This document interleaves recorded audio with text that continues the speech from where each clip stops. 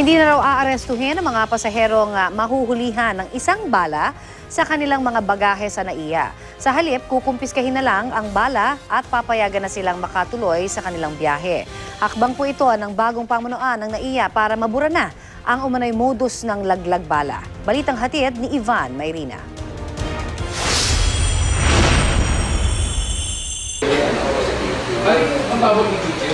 Isa ang kaso ni Lane Michael White sa mga pinakapinag-usapang insidente ng laglag-bala modus sa NAIA. Aligasyon ni White, tinaniman umano siya ng bala, tinangka umanong kikila ng 30,000 piso para makaiwas sa demanda. Kamakailan napawalang sala mga kinasuhan sa kaso ni White. Sa kabila nito, naging malaking kahihiyan para sa pamunuan ng airport ang sunod-sunod na insidente ng laglag-bala at isa sa mga isyong ibinato laban sa Administrasyong Aquino. Sa sobrang pagkapraning ng maraming malalakbay sa laglag-bala, nauso pa nga ang pagbabalot sa plastik ng kanilang mga bagahe. Kaya nung kandidato pa lamang siya, mainit na si ngayon Pangulong Rodrigo Duterte sa laglag-bala sa NAIA. Yung lagay-lagay ng bala na yan, huwag ninyong gawin yan. Talagang kakainin ninyo yan, maniwala ka. Simula September 2015, umabot sa mahigit 20 insidente ng laglag-bala ang mga nauna ng naulat ng GMA News. Ang bagong pamunuan ng Manila International Airport Authority may nakahanda ng solusyon at wala na raw tayong mababalita ang kaso ng laglag-bala simula ngayon. Wala na po tayong magpo-file ng kaso.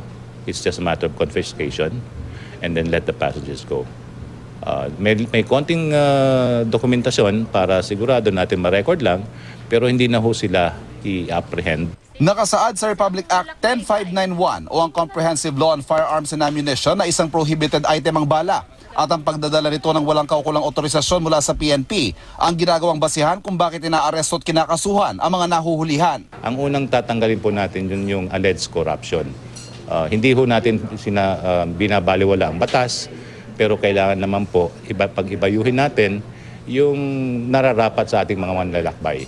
Sinubukan namin kunan ng panig ang Office of the Transportation Security pero wala pa raw itinalagang administrador sa ngayon kaya hindi sila pwedeng magbigay ng pahayag. Ikinatuwa naman ng mga pasahero ang balitang ito. Ganda po yun sa mga Pilipino.